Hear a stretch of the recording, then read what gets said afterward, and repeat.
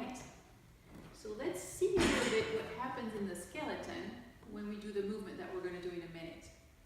So it's a movement of rolling your pelvis forward and back.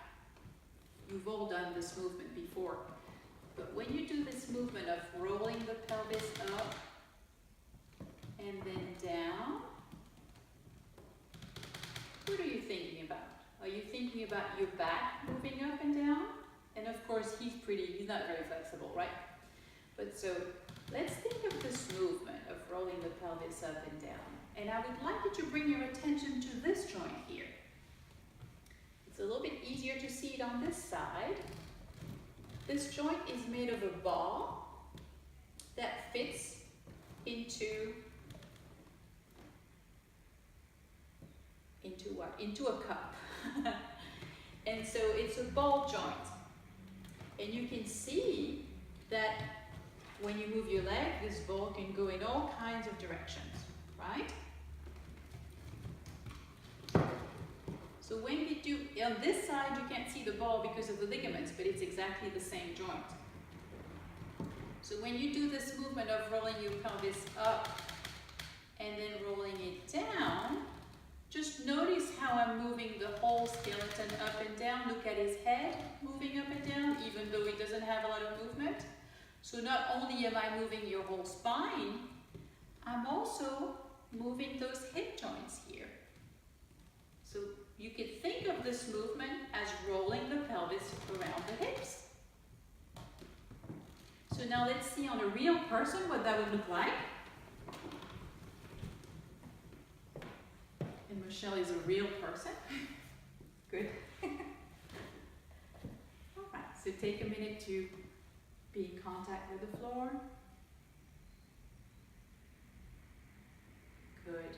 And then gently start doing a movement of rolling your pelvis a little bit back and up toward your head. Very nice. And when you do that, your low back gets closer to the floor. And then roll it forward and down toward your feet. And feel how your belly comes out. When you do that, that's normal. Good. And then roll it back up again. And go ahead and put your fingers where your hip joints are, which is really like in the groin, in the middle of the ground. And feel what happens when you do this movement. When you come down toward your feet, that fold gets a little deeper. Your hip joints close. And then when you go back the other way, the hip joint opens a little bit. That's right. And feel how that movement travels up and down your spine as you do that. If you imagine that you have a ball for the pelvis and a ball for the head, and that the spine is in between the two, it transfers the movement from one to the other. And just feel how the ball of the head moves in response to the movement of the pelvis as you do that movement.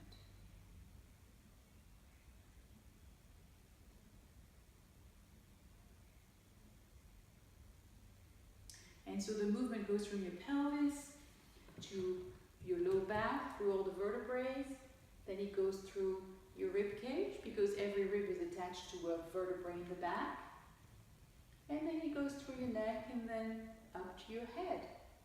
So how about if we stop the ribs from moving? Let's just stop the ribs from moving. Decide they are not going to move at all. And feel what that movement looks like without the ribs participating. So don't try to move any harder. Just keep on doing the same thing and just feel what taking the ribs away does to the movement. Feel how small it gets. Which makes sense. If you prevent this from moving, then you'll have less range down here. And now let the ribs go. Let them do whatever they want to do.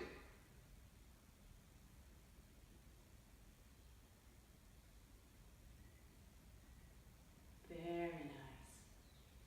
And feel how smooth the movement becomes then. That's right. Now we'll tense another part. How about if you glue your shoulders to the floor? So you have your shoulder blades that are under you right now, and decide that they're glued to the floor. And how much of that movement can you do if the shoulders don't participate, not much, right? Good. All right, just keep them tight for a while just to really make it clear to you and to your brain. That's right. Good, and now let them go. Let them be. There you go.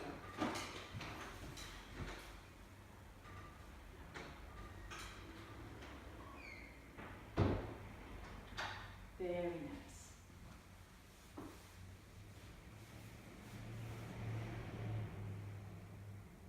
And feel how your chin comes closer to your chest as you do that.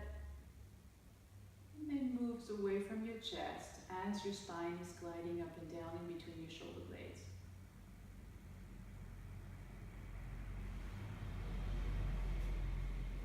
Very good. Lengthen your legs.